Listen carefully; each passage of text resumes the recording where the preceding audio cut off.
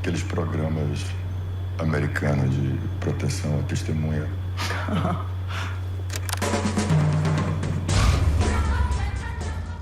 Cinesemiótica vai direto ao ponto. O Agente Secreto de 2025 é um filme para todo tipo de público? Sua digestão é lenta? Ele é desinteressante? Seus signos remetem a discussões atuais? Sobre a crítica do filme The Secret Agent, Kleber Mendonça, 2025, Rotten Tomatoes é claro quanto às diferenças sobre público, com aprovação de 83% e crítica, com aprovação de 98%. O IMDb, sempre muito exigente, atribui 7,4, o que é uma boa nota, por ser uma produção brasileira, em parceria com a Alemanha, França e Holanda.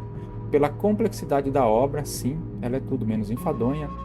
Concorda-se que seu público deve ter um olhar mais detalhista, menos interesse por falas expositivas, bem como assumir que sua digestão não é imediata.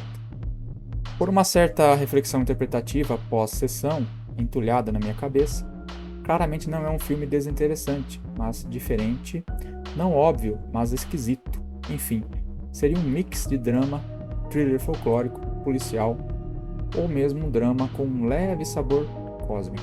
Enfim, seus signos lentamente conectam os anos 70 ao futuro, e poucas vezes trarão mensagens positivas. Sim, é um filme triste.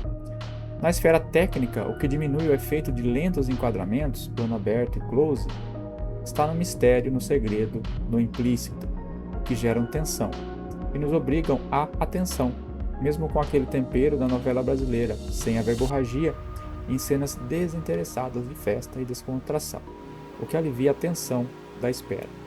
Enquadramentos fechados marcam o olhar e o semblante, que dizem mais do que a fala. Aliás, nenhum personagem é desinteressante, nem mesmo o cãozinho caramelo ao fundo, sendo acariciado. Cada detalhe é bem dirigido, até mesmo sintaxes desconectadas são ajustadas em seguida por outra linha de diálogo. Tudo nesse universo é certinho, no seu lugar. Ponto para a direção de atores e da cena.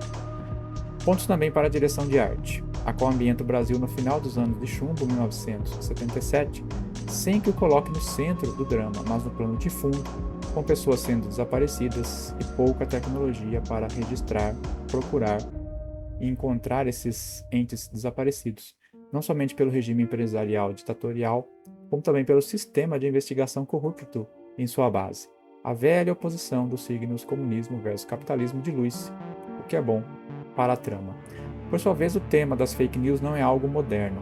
Para vender histórias e propagandas, a mídia pinga-sangue da época dialoga com o cinema setentista, Jaws, Tubarão e The Omen, A Profecia, e com a mitologia latina semelhante ao chupacabra, impulsionando fatos perturbadores a respeito de um tubarão em Recife.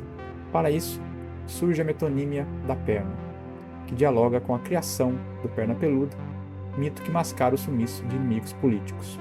Outro tema que reverbera é o próprio acesso à informação, que dialoga com o século XXI, o qual também impõe restrições a pesquisadores nacionais por meio de classificação de informações sensíveis. Seria sinal de um ciclo que ainda mantém adoecida a ideia do acesso a dados de um regime cujo patógeno ainda se encontra no nosso século XXI. Em suma, um filme para não se esquecer, lento, intrigado, tenso, não feliz, muito menos seu final, que não tende à fantasia, mas à realidade. Wagner Moura e elenco, parabéns, Cine Semiótica Cinema, sob uma nova ótica.